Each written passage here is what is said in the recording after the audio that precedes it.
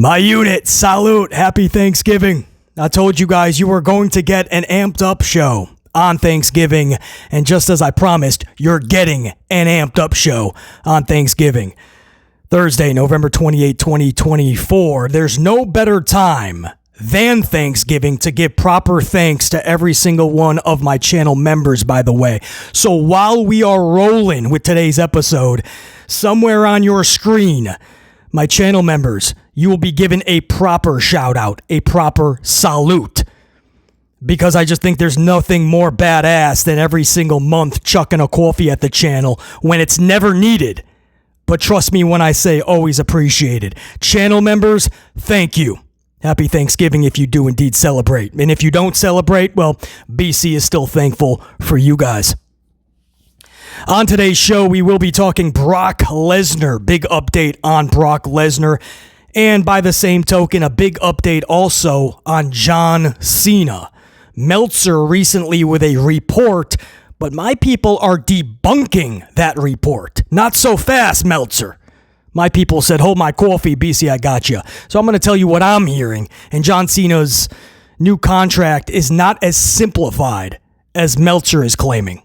We'll talk about John Cena, big update on him as well. So Brock, Cena, we might as well talk the update on Roman. Perhaps you guys have heard this news. It's not so big schedule-wise. That's not really where the big news is. A lot of people probably not too surprised. But it raises a bigger discussion. For everybody that thinks that Hunter Hearst Helmsley has everything mapped out well in advance, WrestleMania is probably already planned out, BC. Not so fast. He told you last year he had nothing planned out at this time. Not even when January Royal Rumble came around did he have plans. What makes you think it's any different this time? And if you hear what Roman Reigns is claiming, it backs up that statement. Hunter's got to be careful. He ran into a lot of trouble not having things mapped out in advance. He's going to run into the same crossroads, pun intended, if he's not thinking about WrestleMania season now. We'll talk about Roman Reigns, his schedule, and why that is big news. And we're also going to discuss Alexa Bliss. It's not a question of if she's returning, but just how. Right? Not even when, because we're hearing it's imminent.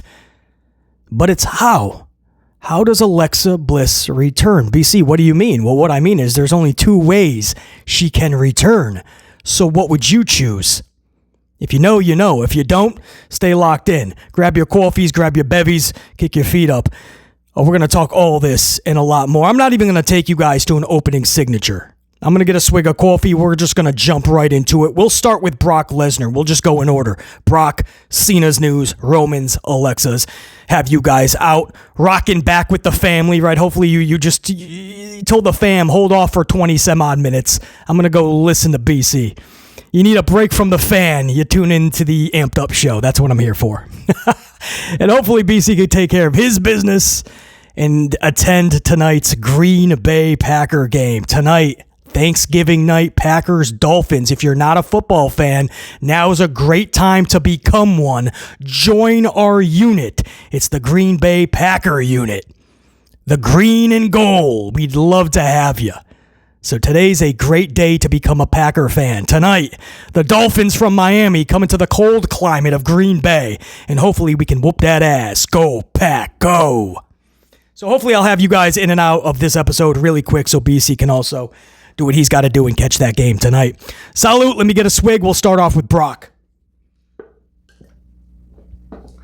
And again, while we're rolling, everybody, all the credits that you see, those are my channel members. Much love, much respect, always much appreciation. Salute. Before I start off with Brock, too, a few more shout-outs. Big thank yous. Sam Byers for that super thanks in yesterday's upload. In the comments, chucking a coffee at BC. Sam Byers, no words needed, just saying thanks. Thank you, Sam Byers. Happy Thanksgiving, man. And also JR9 Gaming in yesterday's upload with the JR9's NXT Weekly Roundup. Another fantastic read. Make sure you guys check that out. Yesterday's upload in the comments, JR9's NXT Weekly Roundup. Appreciate it, dude.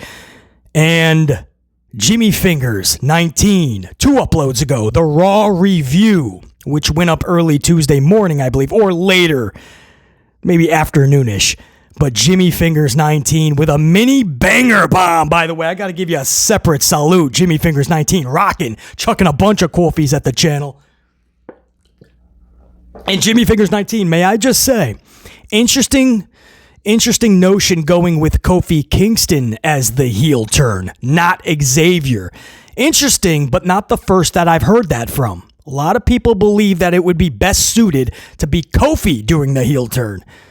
Switch it up a little bit, as you said, Jimmy Fingers 19. Now, I would ricochet a question at you. Can Kofi carry that responsibility? Can Kofi Kingston be the heel that is needed with this type of volatile situation? Because I truly believe Xavier can carry that. Does Kofi have it in him? Maybe. It's an interesting concept. I wasn't a big fan of it. Jimmy Fingers 19, you kind of making me think, though, can he do it? If he can, if he honestly thinks he can, and there's a good plan going forward for Kofi being the heel turn on Xavier next week on Raw, then I'm fine with it. I just think Xavier, he needs something. Xavier is the only one out of the three. Big E's had a title reign in main events. Kofi's had Kofi Mania, the title in main events. Xavier has had nothing. So if Xavier stays the babyface, can Xavier weed through all the other babyfaces to become a top guy and a champion? I think he would be better served to do that as a heel. We'll see. And Jimmy Fingers 19, by the way, I don't think this was in your super thanks, but in a separate comment, I think I popped you on the Dragon Lee Monday Night Raw review that I did. And Jimmy Fingers 19, I mean, it's hilarious. You tell me what Dragon Lee and the referee are doing in that corner, because that was way too long and that was way too awkward. So that's the only way that I could critique it. I'm glad I popped you in that portion of the rating, bro. Popped myself, trust me. Anyway, Jimmy Fingers 19, man. Always good to see you up in here, and I appreciate all of that support, man. Truly. Sam Byers, JR9 Gaming, Jimmy Fingers 19. Shall we jump into it? Brock Lesnar. So Brock Lesnar, is the big update is he is back on the WWE public roster page. That's huge because he was obviously taken off twice, actually. If you were keeping track, he was off twice since the Vince McMahon legalities came to the forefront. The recent ones with the Janelle Grant, Brock was mentioned. They actually took him off, put him on for a few days, took him back off, and then they just put Brock Lesnar back on. This coincides with what Hunter Hearst Helmsley recently said, because a lot of people believe that Brock is not coming back because of the Vince McMahon saga and because he was mentioned. But Brock was never mentioned in anything that was against the law, or he didn't breach anything. There was no wrongdoing. Brock was in some text thread, something like that. Never met up with Janelle at all, which means all's good. Hunter Hearst Helmsley said it's whenever Brock wants to come back. This was a recent interview. You're asking me when Brock's coming back, you got to ask Brock, he said, because the ball's in his court. He's always welcomed back. Not so fast, though, right? When that story first came out, they took him right off because they wanted to sift through everything. They wanted the lawyers to make sure that Brock was okay. Not really tied to this Vince McMahon, Janelle Grant thing. And once they found out pretty quickly that, no, he never met up with Janelle Grant. He was involved in some text thread. That's the extent of it. They put him right back on. And this goes with what Hunter said. It's when Brock wants to. It's Mania season coming up. And I don't think it's a coincidence that he is locked back on the public roster page. He's right next to Omos. It's hilarious. They're the free agents. Nobody wants Omos. You got to pay Nick Aldis or pay Adam Pearce to bring in Omos. But Brock Lesnar is back on the page, guys. I do absolutely expect him back by Rumble. No question. So for anybody that is thinking, oh, he's not coming back because of the Vince thing, guys, he's right there on the roster page. And so they are resuming this deal that they have with Brock. He's obviously on an appearance deal. So he has to fulfill that. Now, at any time, they can negate that. If there was wrongdoings or legalities, WWE most likely has in their fine print that they can absolutely just cut that contract. But there was none. So if they tried to do that, Brock's lawyers could step in and go, nah. He's doing his dates and he's collecting the rest of his money. So obviously WWE is going to get their money's worth and utilize Brock. So that's the big thing with Brock. And may I just say, can I extend that? If you look on that roster, you got Rob Gronkowski. Rob Gronkowski is on. I forgot what section he's in. I think it's like alumni, maybe. Yeah, it's not even just like Hall of Famers. It's like they have Rob Gronkowski. What is that doofus doing? He had like one appearance with WWE, and he was too scared to jump into the big giant air mattress. Do you guys remember that? It was at WrestleMania. And he was supposed to just jump off the ledge and jump into a giant fluffy air mattress. And he was too scared. So Vince McMahon, at 185 years old, slight exaggeration, but I think he was near 185, Vince stepped over the big platform and just dove. Not even thought twice. No second thought. Vince just launched himself. His old ass went right into that giant cushy mattress. And then he looked up and he goes, You got it, pal. It's that easy. And Gronk was like, I don't want to do it. But that was his appearance, and now he's alumni. What is he on the roster? Get him off. This is silly, man. You want to put in Pete Rose, that's fine. The dude took like 4 Kane piledriver tombstones. All right, Pete Rose earned his place. Gronkowski has earned nothing. Get him off. Obviously, we're having a little bit of fun with the roster page. But I just, in my research, just coming across Gronkowski, I was like, what do we do? Stop. It's a slap in the face to all the actual wrestlers that have busted their asses to get on those pages. Let's move on. Jonathan Cena. Now, Cena's another one, right? His contract. Meltzer is stating that is a 35 to 40 date contract. I hear nothing of proof behind that. No substance. No validity behind that statement. And then when I got my word from my people, it totally debunked what Meltzer is saying. This is not a normal deal whatsoever. Not like a Roman or a Brock where it'd be by dates. John Cena is literally as it goes. It is very fluent. So Cena's contract is not a 35 to 40 date appearance. Could it end up such? Of course. You do the big pay-per-views. You show up a time or two beforehand to sell it. Of course, that could easily equal anywhere from 30 to 50. He could do as little as 20 to 30. This tells me that he's going to continue to work Hollywood. We thought he was just taking a year off, right? He's going to tell his agents, this is what I want to do. 1 full year. Gain some more, I'll gain more spotlight. And then when we call it quits, my name will be even more bigger, right? Because I'm back in the WWE circuit. My name will be back out there. We could get more bigger movies. That's what we were thinking, right? He's just telling his people, his handlers, he wants to do a full year out of Hollywood. No, it looks like he's going to be working around it, whether that's commercials, maybe some cameos in television shows, maybe try to do a movie in between. The problem with that is Hollywood's not going to be happy with him wrestling. You get injured, you cost that movie production millions. Rock will tell you. Rock got injured in his WrestleMania match with John Cena, and it greatly hurt his productions going forward. A lot of money was lost. So that's why they're going to be very, very cautious in doing such. When you sign that insurance and those insurance waivers, all of that, all the paperwork for these big Hollywood productions, you can't have your star wrestling.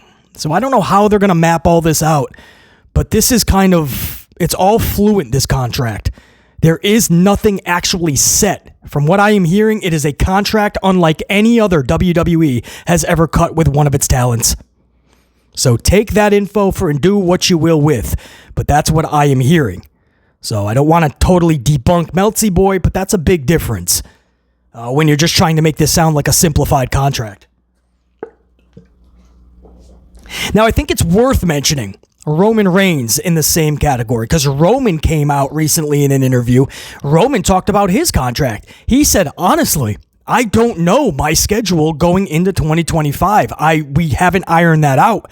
Like date-wise, show-wise, where I'm headed, what shows I'm doing.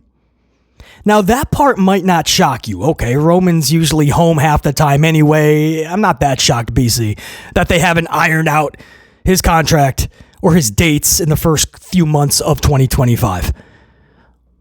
Okay, I hear you. I mean, it is the end of November, though. With the holidays coming, you kind of need to know what you're doing. If you're a top star, you have to know the first part of your 2025 by now, I would think. But it's more illuminating the fact that Hunter doesn't really have concrete plans for WrestleMania. He told you that last year. Remember when he heard Rock was coming back, or there was a maybe, then he found out for sure January 1st, and he still decided to have Cody win the Rumble.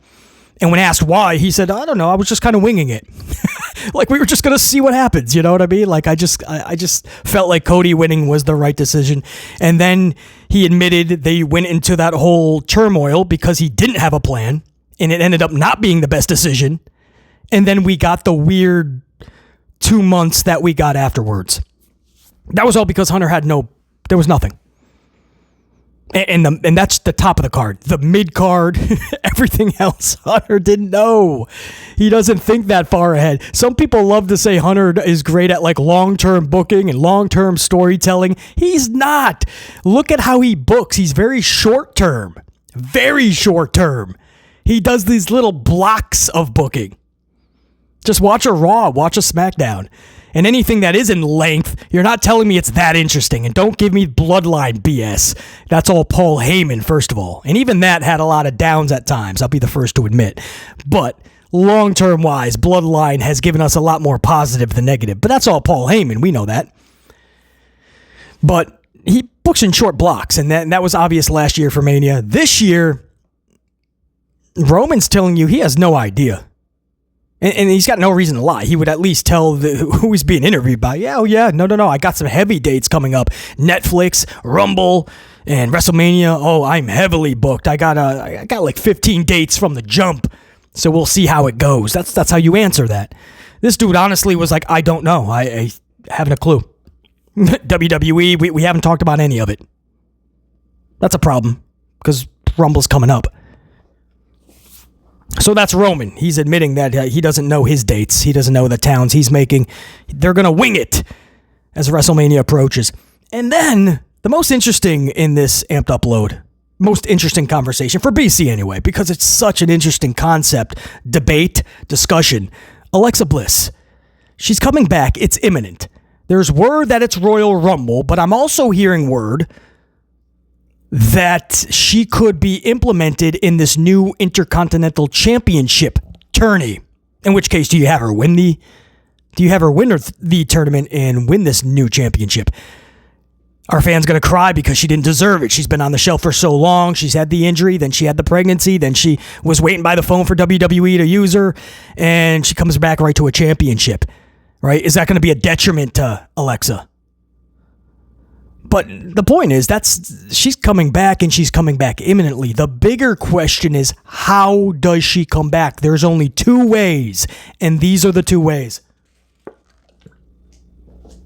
Number one, she comes back as Disney Alexa, blonde bombshell Alexa, right? Just the goddess, Alexa Bliss.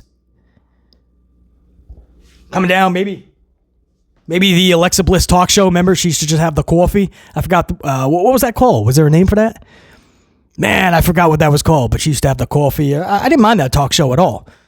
Got a beautiful face, some fresh coffee, and I didn't feel like those interview segments were that bad. Ms. TV, to me, was worse than Alexa's, if you're going to say it was bad. But you can have that Alexa Bliss and try to rekindle that. Even though that one never truly got over to the mass of fans. She had her base, of course. But Goddess Alexa never captivated everybody. Or you bring her back as Twisted Bliss, Sister Abigail-ish, Wyatt Alexa. That one got over with pretty much the majority. I always say, go back to WrestleMania when Bray Wyatt was taking on Randy Orton, and Alexa's up on the Jack in the Box, and Bray's looking at Alexa, Alexa's looking down at Bray, and you listen to that pop. Guys, that was the loudest pop of all of WrestleMania. I forgot what Mania that was. That was a few years ago, obviously. But it was definitely Bray versus Randy. Alexa was involved, and it was during the time where Bray and Alexa were a unit. And no matter how many people tried to come down hard negatively on Bray Wyatt's character and Alexa being a part of it and saying how the segments are corny and trash, they were the highest rated and they got the biggest pops. That was a WrestleMania crowd that gave Alexa and Bray that type of pop. You didn't hear that when she was just regular coffee drinking. Much love, by the way. I'm with you on that, Alexa. But when she was just popping off as the Disney goddess, Alexa Bliss, you didn't get that type of feel. She didn't captivate you like that. So you may think it's gimmicky, but it worked.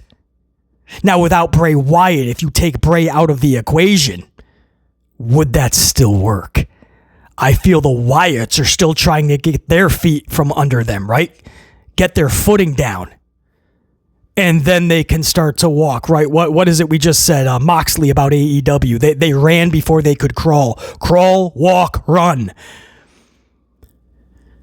Wyatts are still trying to crawl and find their footing. Then they can walk through booking, whether it's trash or not. And then they can run. Hopefully off to the races, and the Wyatts are something we truly look forward to. Right now, they're kind of in flux. This past Monday, I saw a glimmer of hope. If Karrion and Miz and Scarlett, and they can hold up that type of segments like they had backstage with Scarlett getting jumped by Nikki, I could be into this Wyatt versus Karrion Kross group. I've always been high on Kross, and I want the Wyatts to work so badly. So that's the other question. If you bring back Alexa more for the Wyatts, you're not going to get the same feel that you would with her and Bray, but you don't even have the same feel with the new Wyatts that you did when Bray was around. So we already know that's not going to be there. It's going to have to be something brand new. What Alexa do you bring back? Do you go just goddess, blonde bombshell, or do you go twisted, whether she has Lily the doll or not, Sister Abigail-ish? Do you cause that friction with like Nikki Cross, or do you have Alexa working side by side with Nikki? Does Alexa and Nikki get tag titles and ain't nobody taking them out? That's a possibility. Which Alexa version would you like to see? Old school blonde Alexa, or would you like to see that twisted Alexa Bliss? Because that's the only question. She's coming back. It's imminent. Now they have to do it right. They can't botch this. She's been gone for too long, and she was really good when she was with Bray. She was finally starting to find her momentum and her rhythm. Stella was getting her groove back. Alexa got her groove. I don't even know about getting it back. She got her groove finally, and then before you know it, on the shelf. So that's going to be interesting to see how Alexa returns. I'm definitely pumped to get her back, though. I know a lot of you guys are probably like, oh, man, Alexa, really? I was loving what I was seeing with her and Bray. Now with the removal of Bray, I still want to support Alexa, and I'm hoping that I can be captivated by what they're doing with Alexa. If Hunter Hearst Helmsley and WWE botches this from the jump, it's not going to be good going forward. It's going to have gigantic, monumental effect on Alexa going forward. They have to hit a grand slam on day one, no matter how they bring back Alexa. Guys, that's what I got for you, man. You guys go about your Thanksgivings. We recorded this early enough so that hopefully you guys still have the rest of the day to scream at your family and watch a lot of football, man. Tonight, Green Bay Packers, my Packers versus the Dolphins from Miami. Let's boot them. Das Boot. All the way back to Miami with an L. Let's send them back to Miami, pack in with an L. Put an L in all their suitcases. That's right. Go, Pack, go. Guys, happy Thanksgiving if you celebrate. If you don't, BC is still thankful for you. Tomorrow, we don't take the days off here for the holidays, man. Tomorrow, a brand new amped up show. So make sure you guys are subscribed, notified. You know the deal. tomorrow before SmackDown, a brand new amped up show. So stay locked on the channel. We are the one-stop destination for everything Survivor Series, which is this Saturday. And I hope to be live with you guys Saturday evening for a live The Good, the Bad, and the Ugly watch along, live reaction, live review. That's it. I'm going to take care of the business that I need to, scream at some fam, watch some football, drink a lot of coffee, and whoop a lot of ass. Until next time, there will be that next time. BC in the unit saying check you. Salute!